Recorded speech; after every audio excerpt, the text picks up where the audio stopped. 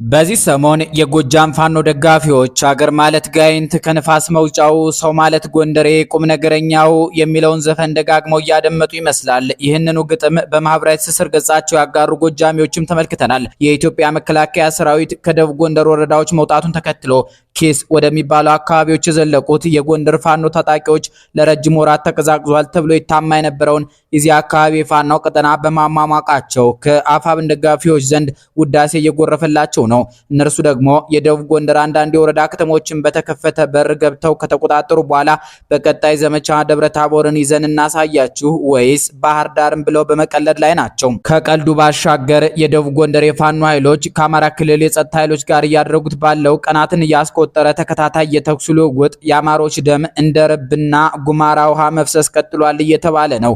ለአብነት ስማዳ ከታኝ በሚል ስንኝ የምትታወቀው ወረዳ መቀመጫ በሆነችው ከተማ ሰኞ የካቲት 2 ቀን 2018 ዓ.ም በቁጥር የበዙ የሚሊሻ የፖሊስና የአድማ ብተና አባላት በፋኖ ኃይሎች መገደላቸውን ነዋሪዎች ነገሩን ብለው የዜና ምንጮች እየዘገቡ ነው። ግድያው የሚሊሻ ቤተሰቦችንም ያልማረ እንደነበረ ዘገባዎች አትተዋል። ያ በሆነ በማግስቱ ትናንት ማክሰኞ የካቲት 3 ቀን 2018 ዓ.ም በደቡብ ጎንደሯ ስማዳ ከተማ የሟች አማሮችና ኢትዮጵያውያን ቀብር ሲፈጸም ዋሉንና ሁኔታው እጅግ ዘግናኝ እንደነበር የአካባቢ ነዋሪዎች ወቁልን ብለዋል። ዛሬ የካቲት 4 ቀን 2018 ዓ.ም በደቡብ ጎንደር ዞን ዋና ከተማ ደብረታቦር ዙሪያ ወይብላ ማርያም መሎ ቄስ አለማየሁ ቀበሮ መውጫና ማረሚያ ቤት በሚባሉት አካባቢዎች ከጠዋት 1 ሰዓት ጀምሮ የተኩስ ልውውጥ ሲደረግ ማርፈዱን የዜና ምንጮች ጽፈዋል። በዚህ ደም አፋሳሽ ውጊያ መሃል ዛሬ ረቡዕ የካቲት 4 ቀን 2018 ዓ.ም ግራሪያ በሚባለው አካባቢና ሌሎች በግልጽ ስማቸው ባልተጠቀሰ የደብረታቦር አቅራቢያ ቦታዎች የድሮን ጥቃት መፈጸሙን አንብበናል። ከዚያ የድሮን ጥቃት በፊት ረፋዱ ላይ የፋኖ ተዋጊዎች ወደ ደብረታቦር የተወሰነ ክፍል ገብተው እንደነበረ ተጽፏል። ምሳ ሰዓት አካባቢ ግን በከተማዋ ውስጥ የኢትዮጵያ መከላከያ ሰራዊት የኮማንዶ ኃይል መግባቱ ተጠቁሟል። አንድ ምንጭ እንደሚሉ ከሆነ ደግሞ የአማራ ብሔራዊ ክልላዊ መንግስት ዋና ከተማ ባህር ዳርና ዙሪያዋ ውጥረት አለ። ዛሬ እኩለ ቀን ላይ መነሻቸውን ከጎጃም መስመር ያደረጉ የሚመስሉ የኢፌዴሪ መከላከያ ሰራዊት ወታደሮች ኦራልን ጨምሮ በተሳቢ መኪኖች እየተጫኑ ጣታቸውን የጠመንጃቸው ምላጭ ላይ አድርገው የቡድን የሚባሉ መለስተኛ መሳሪያዎች ነው በመሃል ባህር ዳር አድርገው የአባይን ድልድይ በመሻገር ወደ ደቡብ ጎንደር አቅጣጫ አልፈዋል ተብሏል።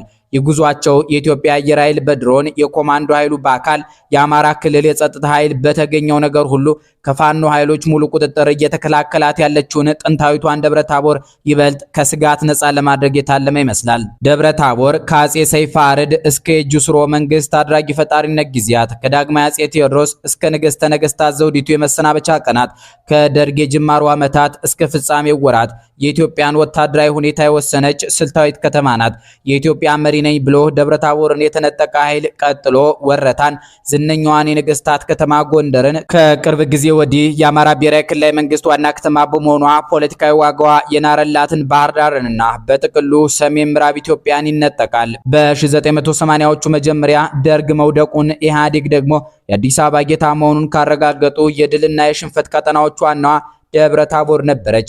ያቺ በፋርጣ ወረዳ ተከባ ያለች የበጌ ምድርን ብርት በ2013 እና 2014 ዓ.ም በአማራ ክልል ውስጥ በተደረገው የሰሜን ኢትዮጵያ ጦርነት ጊዜም በህወሓት ኃይሎች እጅ ልትገባ የጥቂት ደቂቃዎች የእግር ጉዞ ያህል የሚርቅ ቦታ ብቻ ቀርቶ በታላቅ ተጋድሎ ተርፋለች። በደብረ ታቦር ምስራቃዊ አቅጣጫ የተኮለኮሉ ከባድ መሳሪያዎች ከበጌ ምድር የአማራ ገበሬዎች ጋር ተባብረው የትግራይን ኃይሎች በአይን ርቀት እየተመለከቱ ከቋመጡላት ከተማ አባረዋቸዋል። የዚያኔው የአብይ አህመድ አሊ መንግስት የደህንነት ጉዳዮች አማካሪ ገዱ አንዳርጋቸው በዚህ ሰሞን ያወጡት ምስጢር ደግሞ ደብረ ታቦርን ከትግራይ ኃይሎች ለመከላከል የሻዕቢያ ሜካናይዝድ ኃይል ከአስመራ ተጉዞ በፋርጣ መሬት ላይ መገኘት ግዴታው ሆኖ ነበር ብለዋል። ዛሬ ሻዕቢያ ከፋኖ ጎን እንደሆነ በብዛት ተዘግቧል። የአብይ አህመድ አሊ መንግስት ቲዲኤፍ የተባለው የትግራይ ታጣቂ ኃይልም በዝነኛ የጦር መሪዎቹ በኩል ለፋኖ አመራር ይሰጥብኛል እያለ መክሰስ ከጀመረ ሰነባብቷል።